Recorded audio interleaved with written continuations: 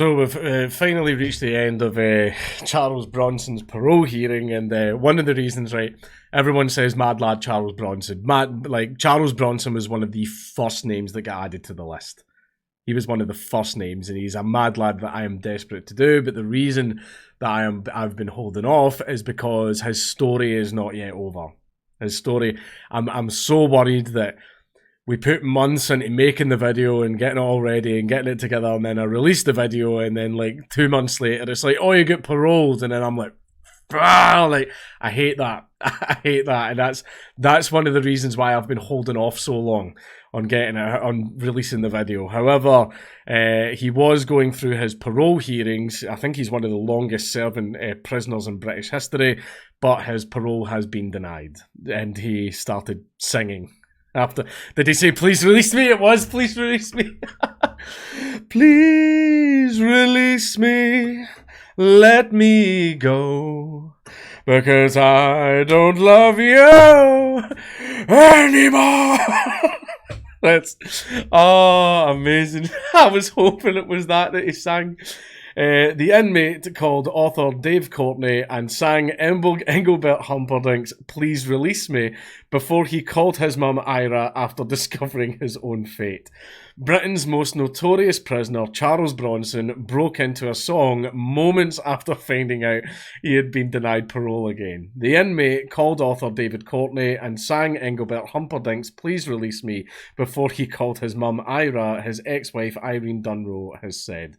Bronson, who has spent almost 50 years behind bars and has never killed anyone, learned of his fate to remain behind bars from a letter from the parole board. They concluded he lacks the skills to manage his risk of future violence. He was also denied a transfer to an open prison.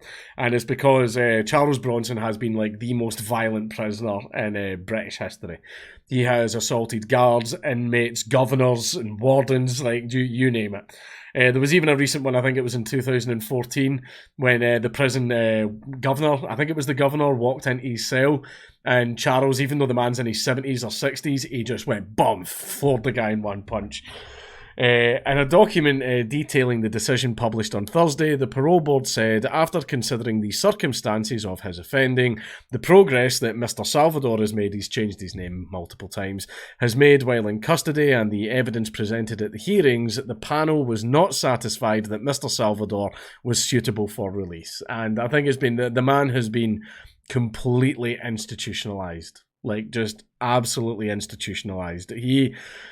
It sounds bad, but he just would not be able to function in the outside world, like, at all. He just simply wouldn't be able to.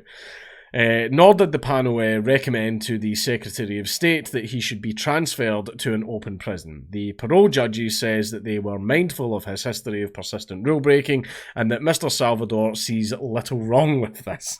He lives his life rigidly by his own rules and code of conduct and is quick to judge others by his own standard. His positive progress has to be assessed in the context of him being held in a highly restrictive environment. The document says, adding that it was unknown exactly what is containing Mr. Salvador's risk.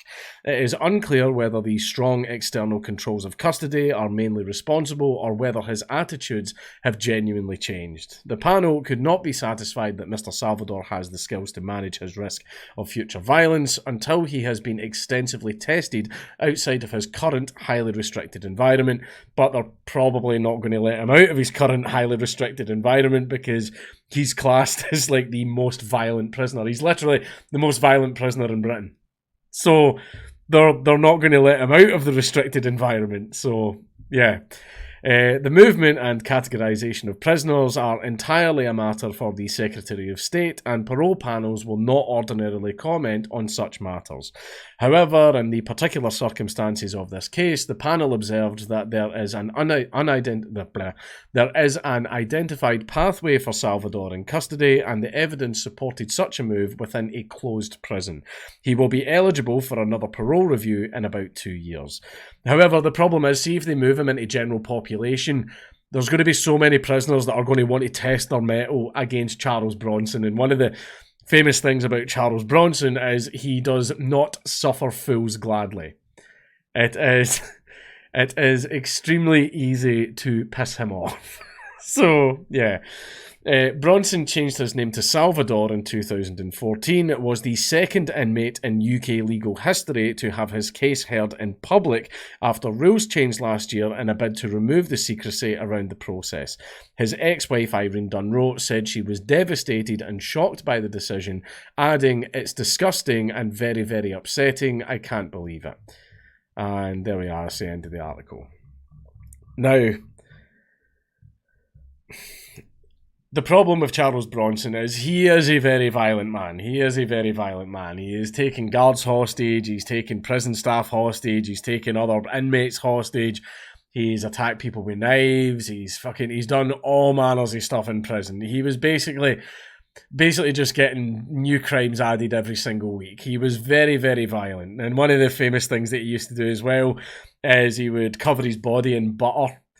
And strip totally naked, cover his body in butter and gear up for a fight with the guards, so that when the guards tried to grab him, he was lubricated and he would just slip away, and it would take like 12, 13 guards in like full riot body armor to like bring him down. And even though the man is in his 60s or 70s, he just works out constantly all day. And he's even released a book, I believe, as well, telling you about all these workouts that you can do when you don't have any tools at your disposal. He teaches you how to do like full workouts. And even though the man is in his 60s and 70s, he is extremely physically fit and he is extremely strong. Not as strong as he was in his heyday because, 60s and 70s, but he could see like three, four guys of my age and build, we couldn't go up against him. The man does nothing but train all day, every day, and he's massive. One of his old like parlor tricks is he used to get like two prisoners to sit on his back while he would sit there and do 100 push-ups. Right, so obviously the man is a lot for the guards to handle.